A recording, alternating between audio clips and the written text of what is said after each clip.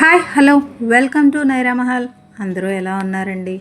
నిన్న బంగారం ధర కొంచెం తగ్గింది అని ఆ ఊరటని ఆస్వాదించేలోపే మళ్ళీ గ్రాముకు కొంత పెరిగిందండి.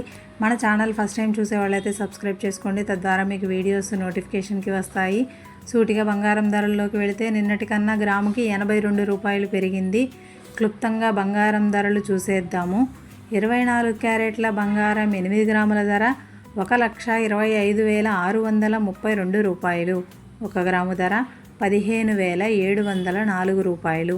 22 క్యారెట్ల బంగారం 8 గ్రాముల ధర 1,15,160 రూపాయలు. 1 గ్రాము ధర 14,395 రూపాయలు.